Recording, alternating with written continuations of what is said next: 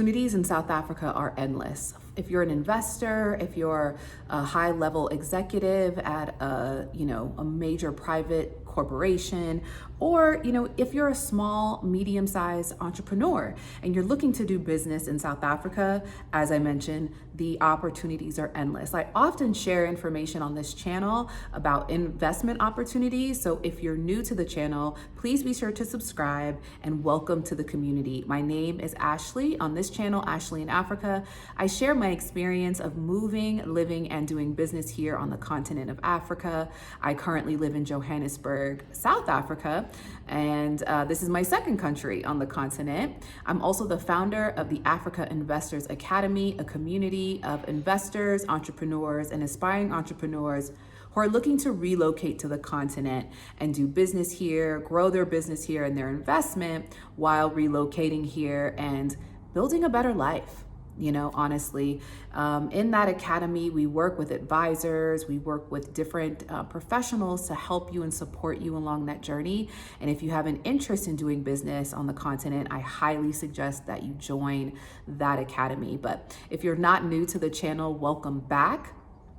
Welcome back. So for some of you that know, I recently participated in the Africa-U.S. Cities Conference organized by the Africa Center for the Study of the United States at Wits University. I contributed on the conversations around innovation and resistance, and I'm going to recap in this video some of the investment opportunities, but as well as the challenges that exist in doing business here in South Africa. So I have my notes, of course, and I'll be referencing them as time goes by. I'm also racing to get to a parent-teacher conference, so there's a lot going on in the background, but I wanted to make sure that I got this video out as a recap to that event last week. So let's dive in. So there are several challenges that were raised by South Africans that do business here, as well as some people in the private sector that have done business, even some government officials. And so I'm going to talk about those things, and those solutions may come up for people that are South African, people that work in government, or people that are in really high level positions to be able to create and invoke some of that change here in South Africa. So the first thing that a lot of people discussed was bureaucracy.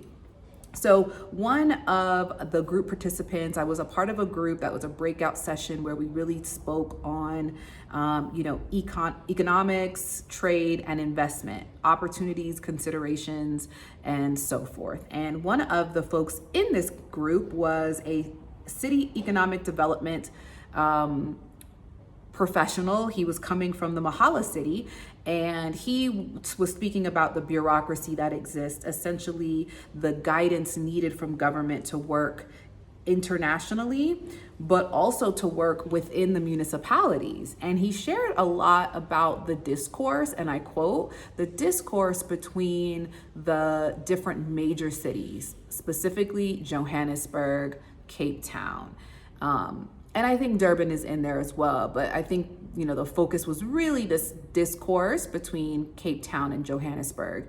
And so that's for government to figure out, right? Like, I'm not really sure how average citizens can change those things in the short term, outside of voting, petitioning for policy. But in the short term, it seems like government is really going to have to pay attention to working within municipalities, cross, municipality engagement, and then creating some type of,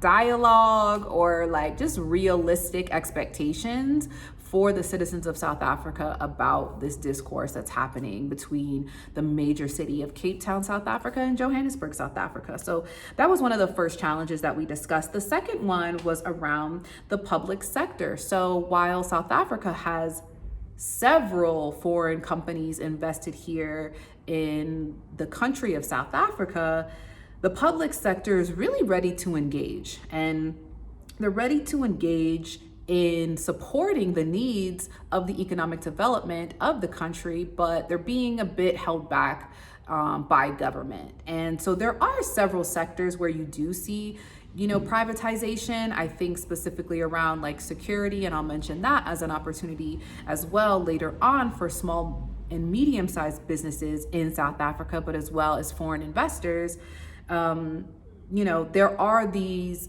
private sector interests that are seeming to be held back from engagement into solving some of South Africa's major problems. And within that conversation, as I was presenting, I told a story about how I had worked formerly with the city of Atlanta and the development of the smart cities concept there in Atlanta. That's a whole nother story, but specifically, the privatization of that project came in with the support and the leadership of Verizon. So it didn't become something that was so, critical by the citizens of Atlanta or people looking at taxpayer dollars, because you had a major private corporation that could come in and funnel cash and resources and talent to this initiative in combination, in partnership with the city of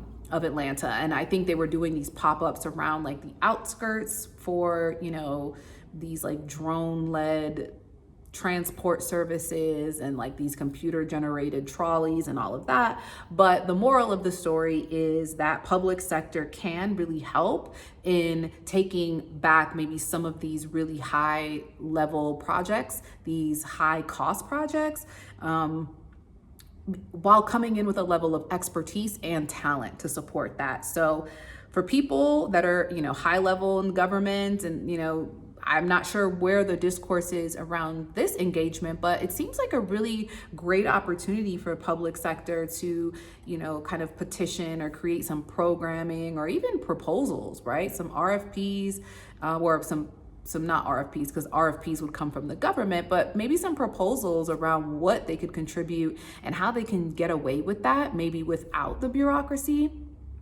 of government. So that seemed to be a really hot topic for people that were in the private sector that were in our group. We had some representatives from Honeywell that really spoke intensely about public sector wanting to get engaged.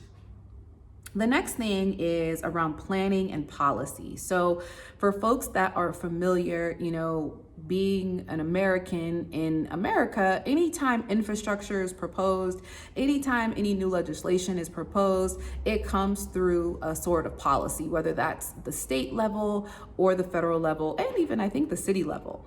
But policy is really important when you're building out these really high value projects that need to be done. If it's water, if it's energy, if it's universities, if it's, I don't know, mostly these really big commercial projects, agriculture, water. We talked about water, energy, we talked about energy, universities, etc. Policy has to get involved, government has to get involved to actually do the planning around what contributions are going to come from the government and what that regulation is going to look like. What is what are the KPIs, or what is that process? What is that timeline, etc. So it seems like for these high value projects, infrastructure, roads, these things need to really be created at the government level in order for them to be enacted. Now, I could be misspeaking totally. Again, these are just the considerations that popped up in our group. These things very well may exist, but from the high level executives that were in this breakout session, it seemed to be a really big consideration that posed a challenge for the development of South Africa. And so in these next three, I'm going to talk specifically to South African small businesses, foreign investors, and people that have an interest in building or bringing a business to the continent of Africa, specifically the country of South Africa. So if you're enjoying this content so far, please be sure to like it and share it with someone else who would find value in it as well. All right, so safety. I touched on that a little bit before, and it seems like, I think as an overall connotation, people in the private sector, people in the West have a concern about the safety of Africa, specifically South Africa. So there are challenges locally. This is a major city, one of the widest economic gaps in the world. And safety is a major concern for a lot of foreign investors and for a lot of private corporations that want to grow here, that want to bring their workforce here. And so that conversation is being had. I think when the story was posed, this was really about maybe certain countries in West Africa. I'm not going to name names, but when they were telling their story and their concerns, it really came through the lens of like West Africa and their expansions abroad. But safety is a concern, and this seems to be something that has been privatized. Even in my neighborhood, there are private security stations that the neighborhood seems to pay for, a guard. There's a service, which is the biggest service, I believe it's called CAP. It's a private company that outsources security. I know another gentleman, a South African gentleman, who said he's in the security business, and it's a great business to be able to outsource security guards at commercial and residential real estate locations. So it's a huge business. It seems to be a huge opportunity for growth, also a huge way to create jobs in South Africa. So if you're in that business, great opportunity there. The next thing is talent, right? So actually, I'm going to take a step back, because talent is something I really want to focus on, because you guys hear me talk a lot through the lens of talent, because I believe talent is our biggest resource in Africa. So I'm going to take a step back and come back to talent. The next thing is power. So throughout the continent, there are challenges with power. Specifically and currently in South Africa, we're dealing with an immense amount of load shedding. Now, load shedding is essentially these scheduled power outages because the demand for power is higher than the supply for power. And it seems to be happening regularly every day. It is.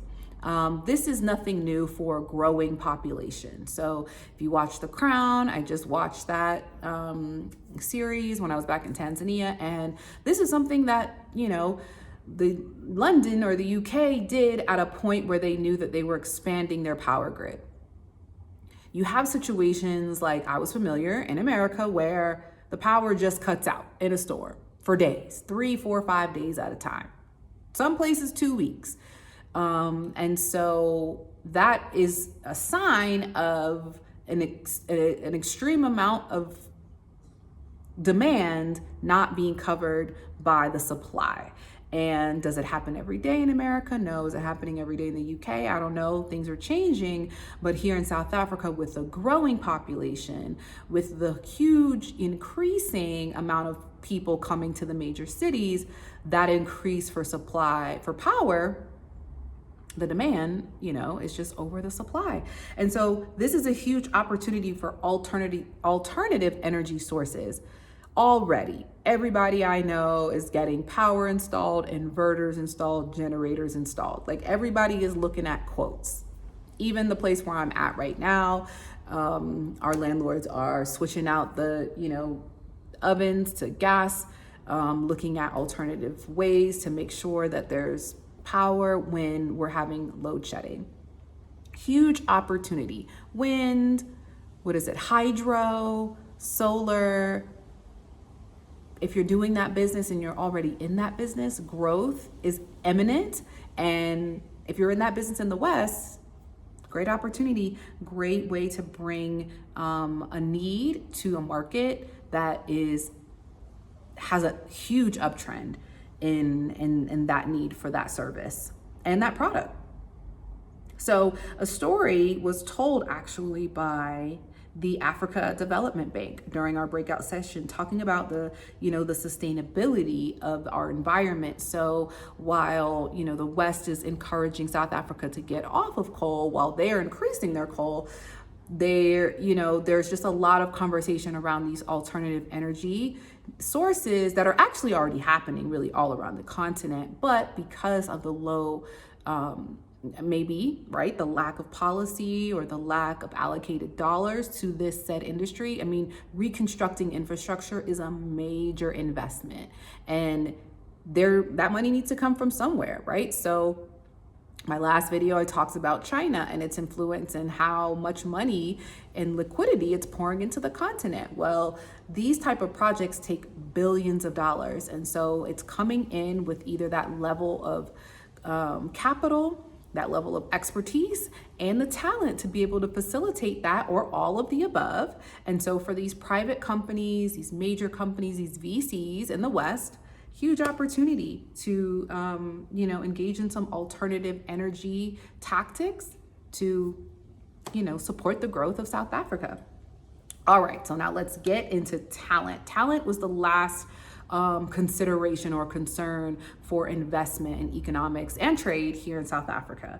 So the skills around talent, right? The soft skills, presentation skills, sales skills, cross-functional management skills, retention and development, huge opportunities and concerns at the same time for people here on the continent. So the story actually came from that executive from Honeywell who talked about, we can bring all of these jobs, but if the workforce isn't work ready for these jobs, what do we do, right? He gave an example of, I think the toilets flushing too much water and there needing to be some sustainability in the plumbing, and a mid-level, maybe even junior level executive coming in on their first week and emailing the CEO saying, hey, this needs to change. Well, some might agree to disagree that is a great way to go about being intentional and maybe being authoritative. But for him, he felt like that's really not how you move around the corporate ladder. That's why I'm not in corporate anymore. But essentially, there is a soft skill way of moving throughout corporate, moving throughout these spaces that seem to not be available in the majority of the workforce here in South Africa. There was also a conversation around bringing more women into the tech industry and retaining them.